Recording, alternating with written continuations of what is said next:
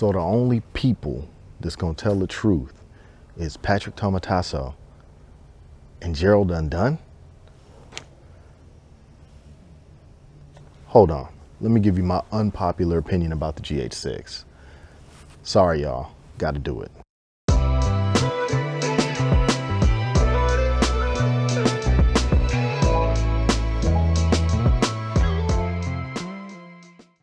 I mean, I'm telling y'all right now, the rollout for the GH6 was bigger than a Kanye album, man. I don't even think he can roll out a video or a new album with as many heads talking about his product the same way Panasonic got this going. I ain't never seen nothing like this before. All right, y'all. What we got right here is the GH5. It's been around, what, 5 years now, 6 years now. Everybody waited for the new one, clamored. Even I waited and clamored for the new one. Just looking at the way Panasonic just kept pushing the envelope and making something new, tilty flippy screen, IBIS control, 4K 60, 4K 60 10-bit. That's image quality. That's something that Panasonic did a really good job at with this camera, man. I mean, this camera, years ago, it came out and it was the bee's knees. It did push the envelope. People did have to step up.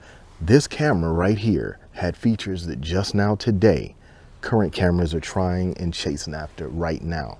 They finally caught up, but look at that, 5 years, going on 6, I believe.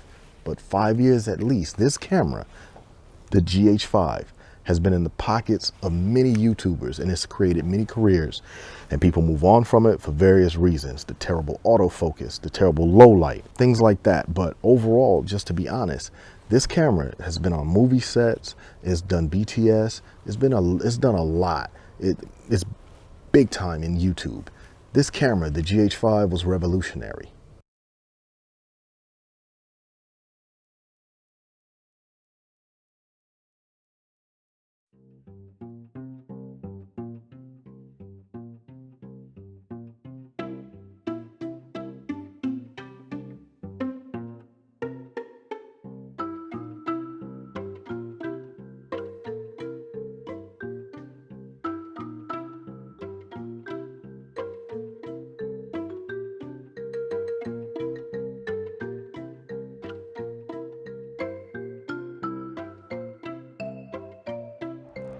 So what do we do now? We gotta wait for it to cool off. Well, all we can do is hang out for a little bit, sit around here, man. We gotta let it cool down. We ain't got a choice. You're right. I don't know why, but it's overheated on us. Let's go deal with it.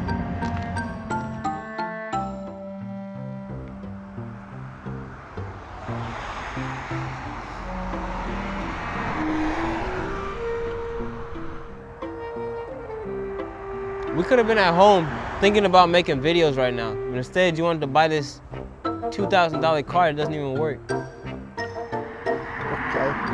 Instead, you chose to keep the GH5. So this is my fault. Okay. This is your fault.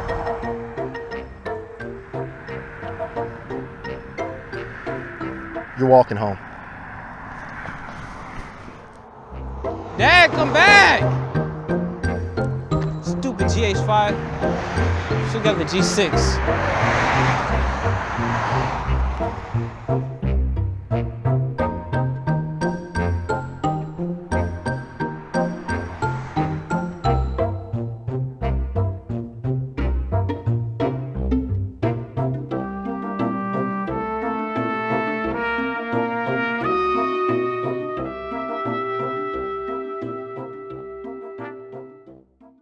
Some of the standout features of the GH6 are going to be ProRes. That, in my opinion, is probably one of the biggest things to shoot ProRes internal with this camera. The next thing it can do, 5.7K. I didn't ask for this as a GH5 shooter, doing YouTube and doing short films. I didn't ask for 5.7K. I didn't ask for 8K. But hey, maybe it helps, but I didn't ask for it. Don't need it, but it's there. Okay.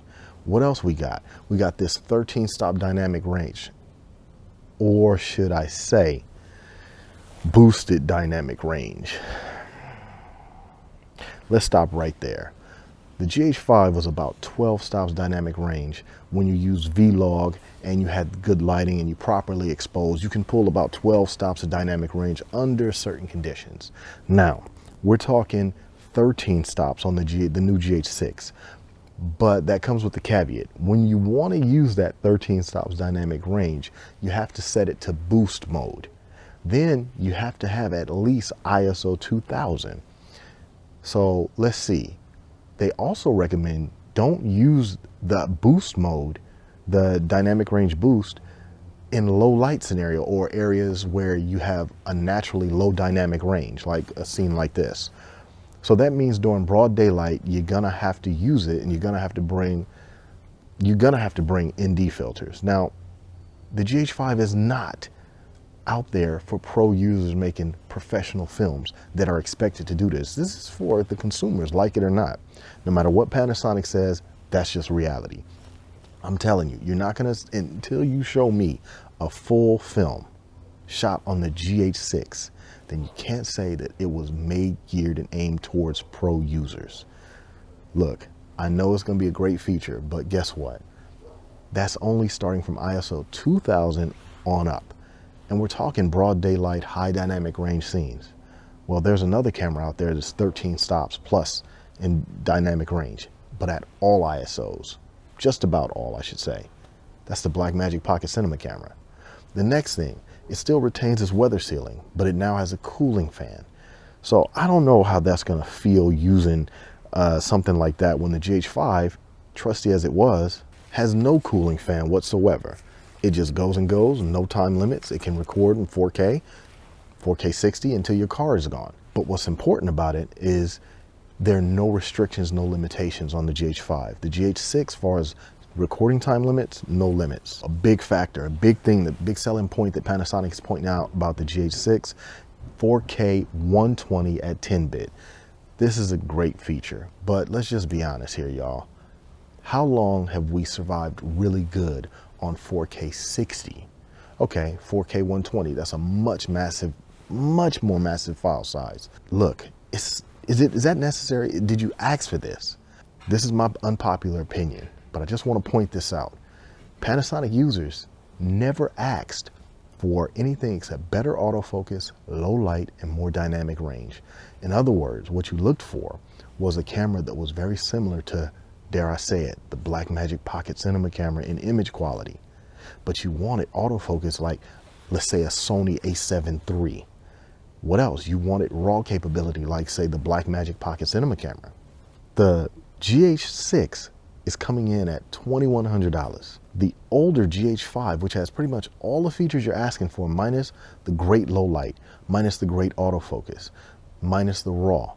But the GH5 is coming in at $1,300. You can find it for $1,100. Sometimes you can find it for $800 and $700 if you look hard, if you get it used.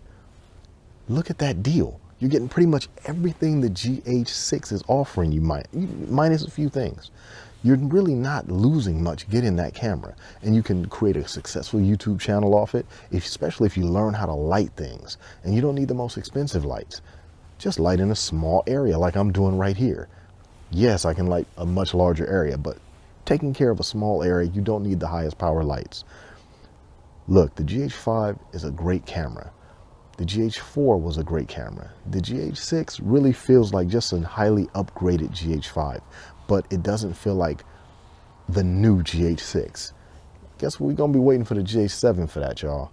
And it looks like very few people on YouTube are willing to tell y'all the truth. Look, this camera is good. Don't get me wrong. It's a great camera. But you know what?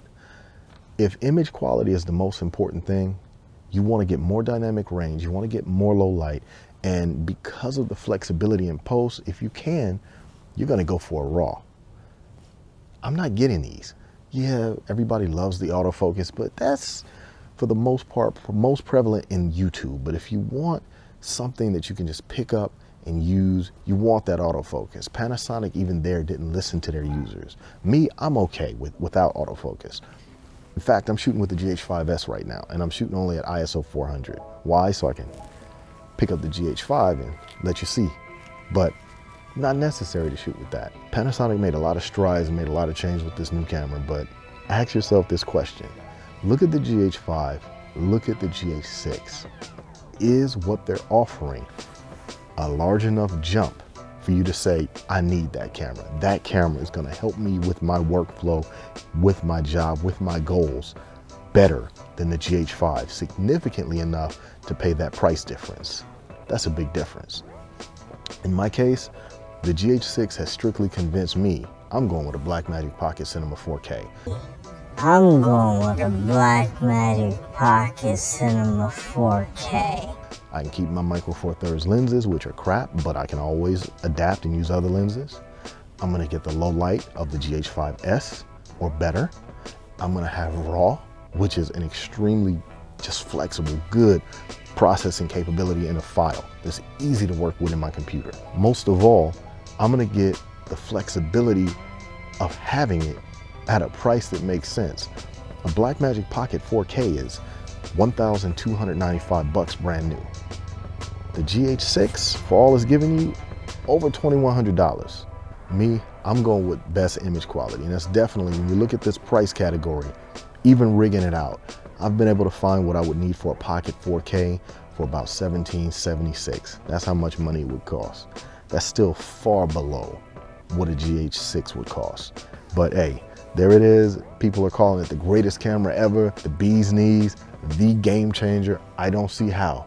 I don't agree one drop it when it comes to being the game changer in all these items, because what is changing the game? See, what's a step versus changing the game? Even the GH5 to a Blackmagic 4K is changing the game when you're just going for image quality. You're not gonna get much better than a Pocket 4K until you start spending way up there. I'm talking Komodo possibly. So look y'all, I'm David Griffin. That's my unpopular opinion about the GH6. I'm sorry, it ain't the greatest camera in the world in my opinion. You're free to feel however you want. In fact, do me a favor, hit me up in the comments and tell me why I'm wrong. Let's talk about it. Let's go ahead and go back and forth. Just talk about it. Have a gentlemanly discussion about it, y'all. Hey, I'm David Griffin. I'm out. Take it easy.